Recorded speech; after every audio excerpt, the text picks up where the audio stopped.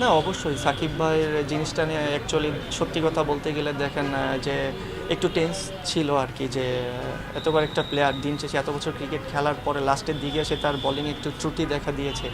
তো কালকে নিউজটা দেখার পরে আলহামদুলিল্লাহ খুব ভালো লাগছে এবং হোপফুলি সে তাড়াতাড়ি ফিরে আসুক এবং আমাদের দেশের হয়ে খেলুক এবং আমাদের ডোমেস্টিক ক্রিকেট খেলুক।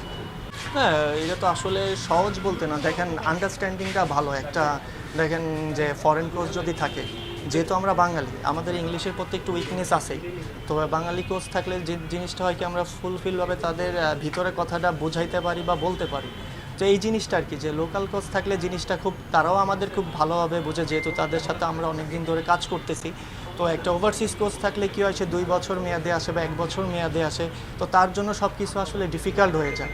তো দেশি কোচ থাকলে এই জিনিসটা আমাদের বোঝাপড়াটা খুব ভালো হয়। ইভেন এই যে এখনো কাজ করতে পারতেছেন নিশ্চয়ই, সালাউদ্দিন স্যার নানা জায়গায় ম্যাচ দেখতেছে। হ্যাঁ, ডেফিনেটলি। দেখেন আপনি যদি এই যে সে হয়তো বা কাছে নাই, বাট তার সাথে ফোনে কমিউনিকেশন করে এই জায়গাটা কীভাবে ইমপ্রুভ করা যায় বা আমার এই প্রবলেম হইতেছে, এটা ডিসকাসের মাধ্যমে অনেক কিছু সারা যায় আর কি। দেখেন আমার আসলে ইমপ্রুভ করার অনেক জায়গা আছে, যেহেতু আমি বোলিং অলরাউন্ডার।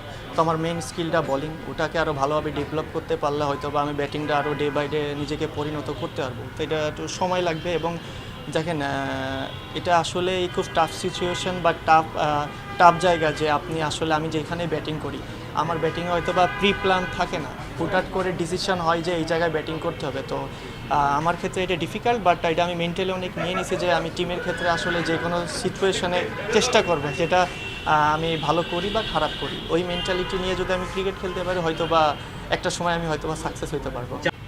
এটা কোনো রহস্য না, এটা ধরেন আমি যেহেতু এক ফর্মেট খেলি, আমার চিন্তাধারা এক ফর্মেটে আছে, তো আমার এই জিনিসটা আসলে ভালো করার ক্ষেত্রে দেখা যায় যে ভালো করতেই হবে এমন কিছু মেন্টালিটি কাজ করে।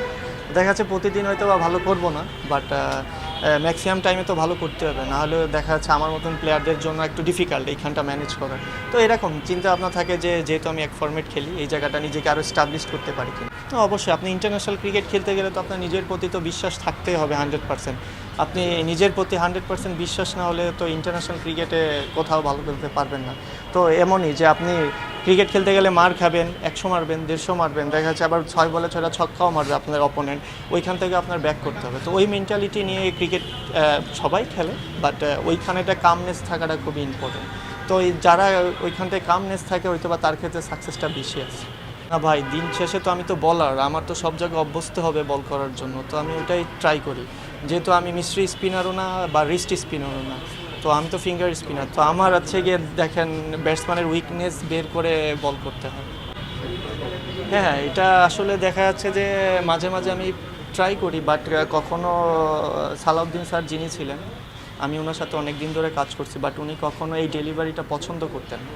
বাট সামটাইম কিছু হয় না যে আপনি ব্যাটসম্যানকে আটকাইতে পারতেছেন না, ডিফারেন্ট কিছু করা লাগে, ওই চিন্তা থেকে আর কি করা আর কি, যদি আপনার লটারি লেগে যায় আর কি, এমন আর কি।